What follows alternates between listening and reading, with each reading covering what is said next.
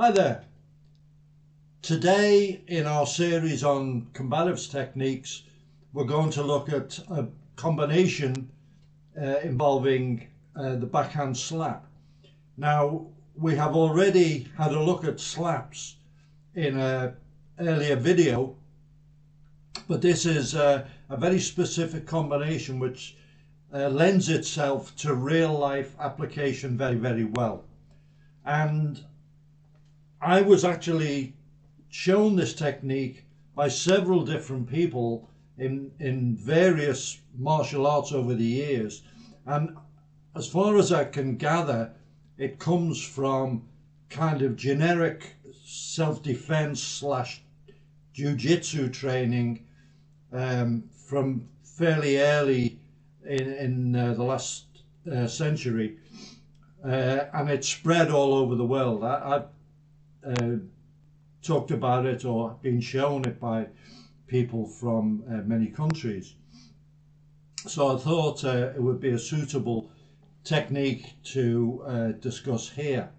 So we're going to look at the unobtrusive ready position that is associated with this technique. We're going to look at the hand formation and the technique, in the combination, and also additional techniques, and then we'll finish with an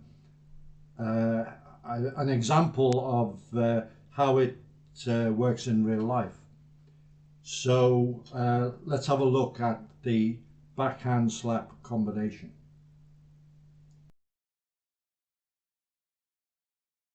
Okay, there are a number of unobtrusive ready positions that we use in combatives, and the one that's relevant today is what's normally called the thinker, because it resembles the famous statue. In the past it used to be called the Jack Benny, but that doesn't mean anything to the current generation. Okay, so this hand's up here stroking your chin, and what it's actually doing is providing a bit of a shield here. It's also making a couple of different strikes accessible in a way that your opponent probably doesn't realise. Meanwhile, your other hand here, which just looks like you're resting on it, is able to either jam anything on a low line strike or kick, or it can flick to the groin. Okay, and from this position you're also available.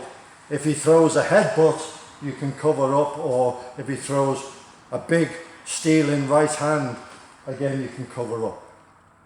So this is a very useful position. It's particularly relevant to the backhand slap that we're going to do.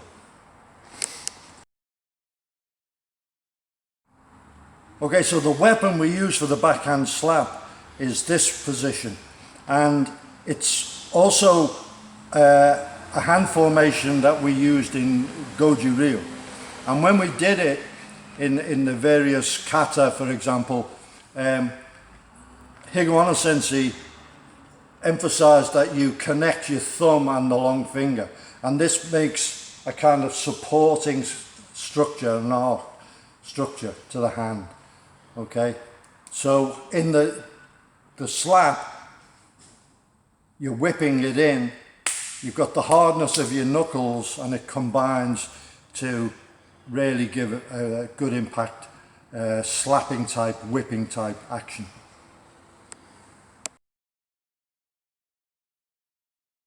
Okay, so we'll have a look at the backhand slap. Firstly, just the single slap on itself, and we're working from the unobtrusive ready position that we talked about, sometimes called the thinker. So if you can imagine, this is his face, I'm lined up on him here.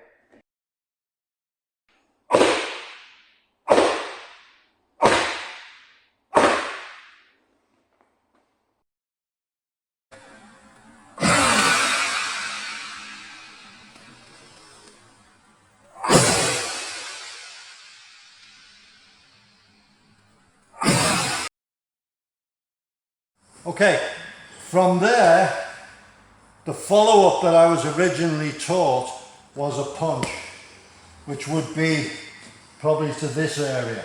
You know, you've slapped him, his head's probably turned here, he's moving away, you're probably going to get the ear, the jaw, the mastoid, okay? I actually prefer to continue with an open hand palm slap with the other hand. So slap here, yeah?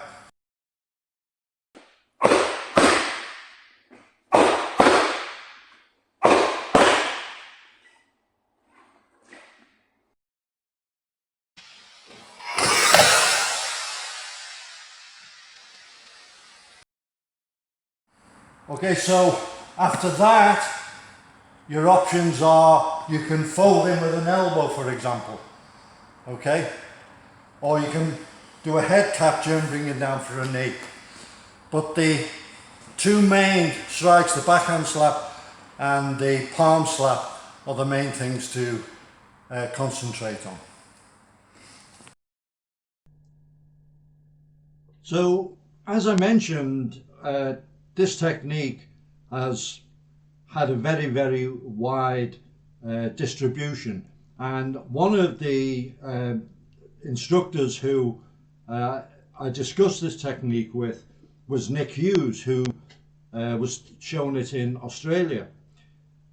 Now, Nick at the time was training in a form of Goju called Zendokai, which was led by a very street-orientated instructor called Bobby Jones, and Gary had actually been in that same organization you know, a decade earlier. And one of the things that they did, because Bobby Jones, besides teaching karate, also ran a very big and very successful door company, supplying doormen to the clubs and hotels and functions throughout Melbourne. And what he used to do on a particular weekday night was have a session at the dojo just for the guys who worked the doors, and they went into the application of Goju to street and to door work. And from what Nick told me, they came up with some very, very interesting things, including things like application of kata, bunkai, to specific situations. And one of the techniques they worked on was the backhand slap combination that we talked about here. The backhand followed up by a punch to the side of the jaw.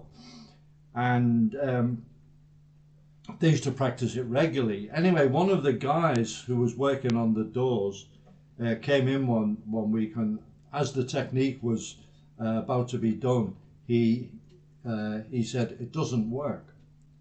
So the kind of instructor said, "What do you mean?" He said, "I've used it 3 times now on the doors." He said, "It doesn't work." He said, "What do you mean it doesn't work?" He said, "The backhand knocks them out." He said, "You don't get the punch to connect at all." So I guess using that yardstick, it doesn't work.